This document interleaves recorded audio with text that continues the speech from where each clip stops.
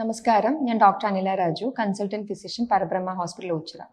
ഞാനിന്ന് സംസാരിക്കാൻ പോകുന്നത് എൻ്റെ ഒ.പിയിൽ 40 വയസ്സിന് മേലെ വരുന്ന സ്ത്രീകൾ, 40 എന്നല്ല 40-45 വയസ്സിന് മേലെ വരുന്ന സ്ത്രീകൾ സ്ഥിരമായിട്ട് പറയുന്നൊരു കംപ്ലൈൻ്റ് ആണ്. ഡോക്ടർ, എനിക്ക് എന്താ ബുദ്ധിമുട്ടെന്ന് അറിയത്തില്ല, പക്ഷെ എനിക്ക് എപ്പോഴും അങ്ങ് ക്ഷീണമാണ്, തളർച്ചയുണ്ട്, ഭയങ്കര മൂഡ് സ്വിങ്സ് എന്ന് പറയുമ്പം പെട്ടെന്ന് ദേഷ്യം വരുന്നു, പെട്ടെന്ന് കരച്ചിൽ വരുന്നു, എന്തിനാ ദേഷ്യം വരുന്നതെന്ന് അറിയത്തില്ല, എന്തിനാ കരച്ചിൽ വരുന്നതെന്ന് അറിയത്തില്ല. ആ ഒരു രീതിയിൽ അവർ ഭയങ്കര ഒരു കൺഫ്യൂസ്ഡ് സ്റ്റേറ്റിലാണ് വരുന്നത്. എനിക്ക് മാനസികമായിട്ട് എന്തെങ്കിലും ബുദ്ധിമുട്ടുള്ളതുകൊണ്ടാണോ ഡോക്ടർ അങ്ങനെ വരുന്നത്, എനിക്ക് വീട്ടിലും എനിക്ക് ആരോടും ഇത് ഷെയർ ചെയ്യാൻ പറ്റുന്നില്ല, ആരും എന്നെ മനസ്സിലാക്കുന്നില്ല. അവർ കുറച്ച് സിംറ്റംസ് കൂടെ പറയാറുണ്ട്. പെട്ടെന്ന് ക്ഷീണം വരുന്ന കൂട്ടത്തിൽ പെട്ടെന്ന് ഇങ്ങനെ വേർക്കും, ഇരിക്കുന്ന ഇരിപ്പിൽ ചിലപ്പോൾ എന്തെങ്കിലും ജോലി ചെയ്തുകൊണ്ടിരിക്കുകയായിരിക്കും, പെട്ടെന്ന് അവർക്ക് ഇങ്ങനെ ശരീരം മൊത്തം ചൂട് കയറുന്ന കണക്ക് തോന്നുക, വിറയ്ക്കണ പോലെ തോന്നും, വേർക്കുന്ന കണക്ക് തോന്നും, ശ്വാസം മുട്ടൽ, പെട്ടെന്ന് അങ്ങ് ദേഷ്യമൊക്കെ വരുന്നു.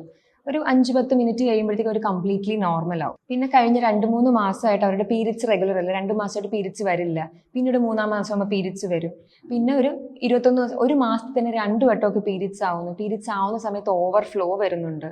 അപ്പോൾ അവർക്ക് ഇങ്ങനെ ആകെ ആരെയാണ് കാണേണ്ടത്, ഗൈനക്കോളജിസ്റ്റിനെ ആണോ കാണേണ്ടത്, സൈക്യാട്രിസ്റ്റിനെ ആണോ കാണേണ്ടത്, ഫിസിഷ്യനെ ആണോ കാണുന്നത് എന്നുള്ള കൺഫ്യൂഷനിലാണ് അവർ. പിന്നെ ഇങ്ങനെയുള്ള സിറ്റുവേഷൻ വരുമ്പോൾ നമ്മൾ പൊതുവെ എല്ലാവരും ഗൂഗിളിലൊക്കെ സെർച്ച് ചെയ്യുമല്ലോ. ഈ സിംറ്റംസ് ഒക്കെ വെച്ച് നോക്കുമ്പോൾ അവർക്ക് കുറച്ച് ഡിഫറൻഷ്യൽ ഡയഗ്നോസിസ് കിട്ടും.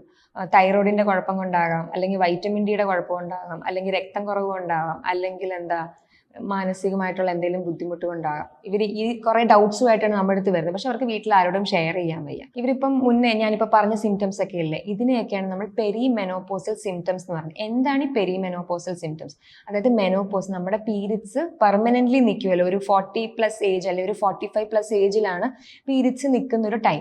അതിന് മുന്നോടിയായി കാണിക്കുന്ന ഒരു സിംറ്റംസ് ആണ്. അതൊരു 1 to 2 years വരെ പല സ്ത്രീകളിലും കാണാറുണ്ട്. അപ്പം നമ്മൾ റൊട്ടീനായിട്ട് ഇവരുടെ ഡൗട്ട്സ് പോലെ നമ്മൾ തൈറോയിഡ് ചെക്ക് ചെയ്യും, വൈറ്റമിൻ ഡി ചെക്ക് ചെയ്യും, കംപ്ലീറ്റ് ബ്ലഡ് ഒക്കെ ചെക്ക് ചെയ്യും, അതൊക്കെ നോർമൽ ആയിരിക്കും. ജസ്റ്റ് ഈ സിംറ്റംസ് മാത്രമേ ഉണ്ടാവത്തുള്ളൂ.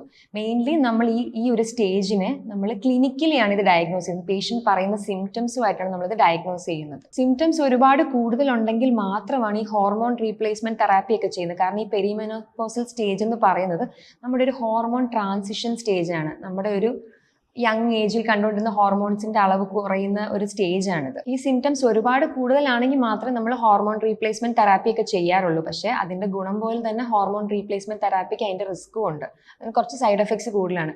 മെയിനായിട്ട് ഇതിന് ട്രീറ്റ്മെന്റ് നമ്മൾ ചെയ്യേണ്ടത് എന്താണെന്ന് വെച്ചാൽ നമ്മൾ സ്വന്തമായിട്ട് മനസ്സിലാക്കുക, ഇത് നമ്മുടെ ഒരു ഹോർമോണൽ സ്റ്റേറ്റ് ചേഞ്ചിങ്ങിൻ്റെ ആണ്. യോഗ ചെയ്യുക, നന്നായിട്ട് യോഗ മെഡിറ്റേറ്റ് ഒക്കെ ചെയ്യുന്ന സമയത്ത് മൈൻഡിൽ ഒരു റിലാക്സേഷൻ കിട്ടും. നമുക്ക് ഇഷ്ടമുള്ള, അല്ലെങ്കിൽ ഗാർഡനിങ് ചെയ്യുക, വൈകിട്ട് മ്യൂസിക് കേൾക്കുക, നമുക്ക് ഇഷ്ടമുള്ള കാര്യങ്ങളിലേക്ക് കുറച്ച് കോൺസെൻട്രേറ്റ് ചെയ്യാൻ നോക്കുക. നമുക്ക് വേണ്ടി ഒരു മീ ടൈം കൊടുക്കാൻ ശ്രമിക്കുക. ഞാൻ ഈ പറഞ്ഞ ലക്ഷണങ്ങളൊക്കെ നിങ്ങൾക്ക് ഉണ്ടെങ്കിൽ ഭയപ്പെടേണ്ട ആവശ്യമൊന്നുമില്ല. നിങ്ങൾക്ക് ഇപ്പം ഒരു ഗൈനക്കോളജിസ്റ്റിനെയോ അല്ലെങ്കിൽ ഫിസിഷ്യൻ, അല്ലെങ്കിൽ നിങ്ങൾക്ക് മെന്റൽ ഹെൽത്ത് ആയിട്ടുള്ള ഒരു സപ്പോർട്ടാണ് വേണമെങ്കിൽ ഒരു സൈക്കോളജിസ്റ്റിന്റെ ഹെൽപ്പ് എടുക്കുക. ഇതുപോലെയുള്ള ഹെൽത്ത് ടിപ്സിന് വേണ്ടിയിട്ട് പരബ്രഹ്മ ഹോസ്പിറ്റലിലെ പേജ് ഫോളോ ചെയ്യുക. Thank you.